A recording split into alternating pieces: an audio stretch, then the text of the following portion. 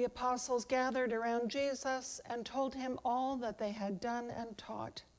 He said to them, "Come away to a deserted place all by yourselves and rest a while."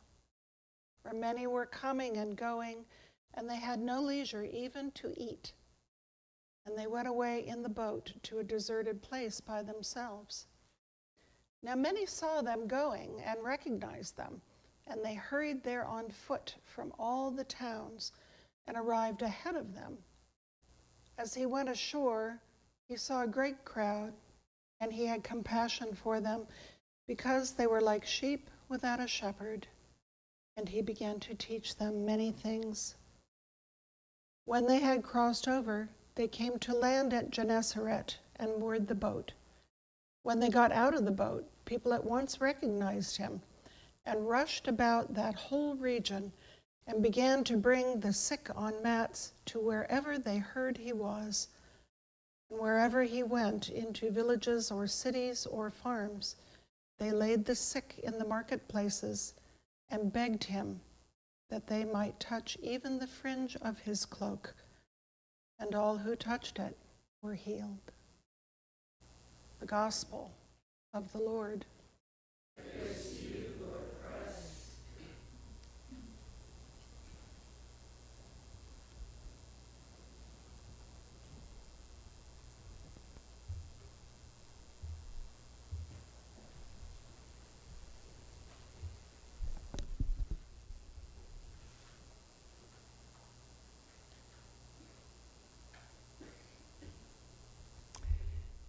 Today's gospel was engineered and redesigned by the committee that created the lectionary. The passage has 19 verses left out of the middle. It's interesting that as a story, today's gospel doesn't make much sense without the feeding of the 5,000 and Jesus walking on water to come to the disciples in the boat, which is what got left out. So we have to wonder, why take the story out and just leave the in-between parts? There's a frenzied, hectic character to these two sections of gospel that have been glued together as our good news for today. So the words, "come away and rest," stand out in bold relief, as do the calm feeling and actions of compassion on Jesus' part. Perhaps the stunning miracles are edited out, so we'll see the spaces between the miracles. Those spaces are filled with need, a need for action and a need for rest. Consistently throughout the Gospels, we see Jesus taking time for solitude and rest and time for connection with his Abba in prayer. In part of what's left out of today's reading, Jesus sends his disciples ahead of him in the boat for some alone time and dismisses the crowds to their homes and then goes up a mountain to pray all night. Jesus sees that his disciples need to rest, encourages them to take it, and then does that which nourishes him. In John, Jesus says he is fed by living out his Father's will. When he's tired, he sleeps, even in the back of a boat in the middle of a big storm. Jesus maintains a balance between action and contemplation that allows him to tend to the needs of others in the present moment.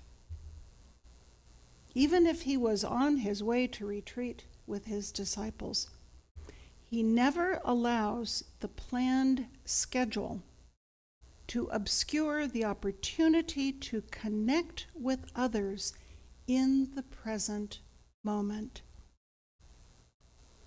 This is only possible if we're intentional about taking the time to actually recharge our physical and spiritual batteries. Simply stopping activity does not do that. What's needed is Sabbath rest.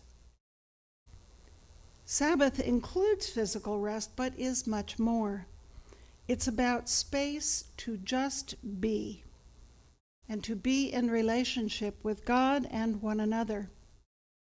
It's about pressing the reset button and allowing things to go back to starting position. It's renewal, reconciliation, recreation of ourselves and our relationships.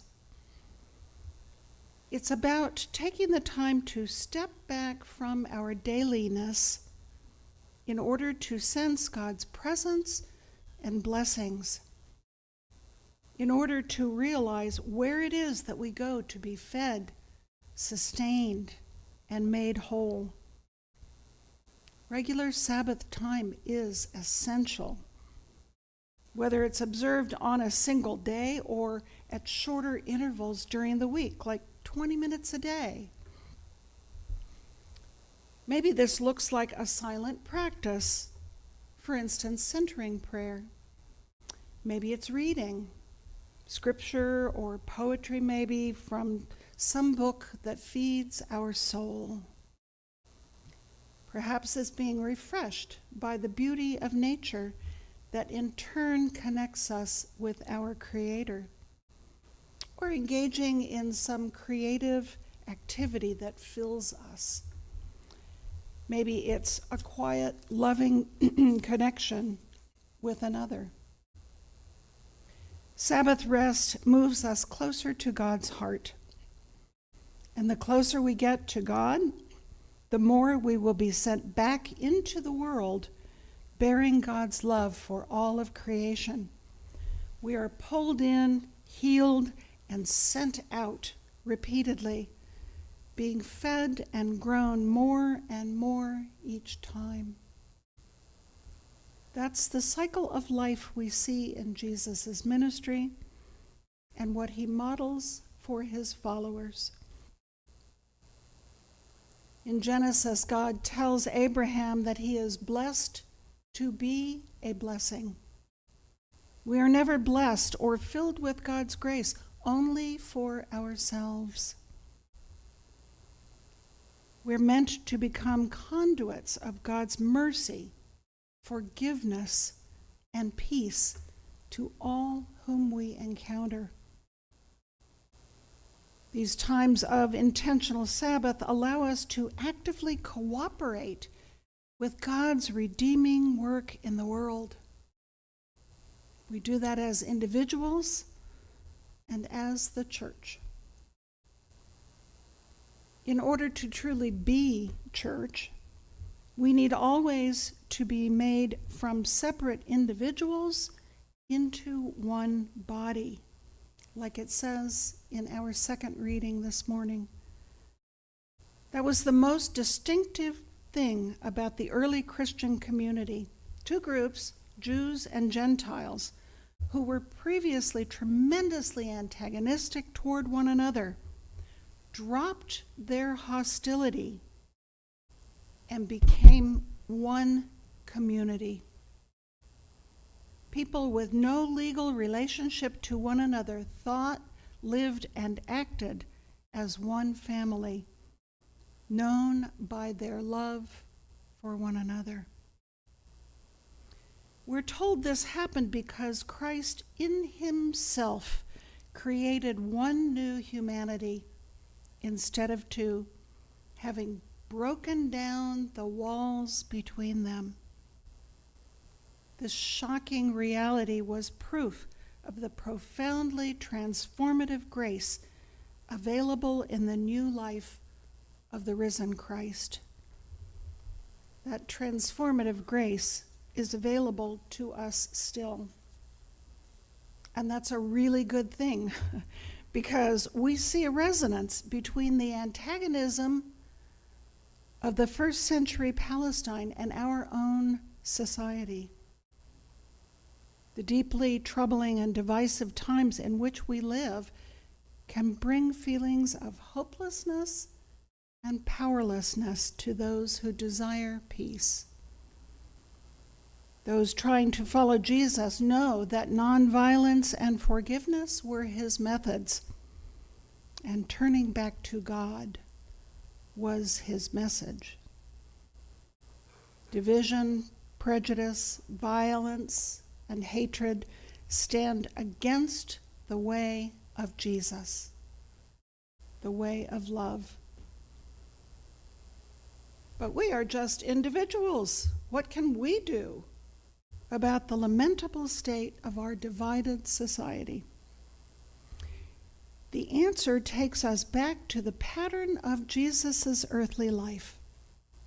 Connect with God, go out into the world being present in the moment to each individual as an individual, not as a member of some hated group, and continually return to Sabbath rest to be filled with God's grace, which empowers us to go back out and do it again.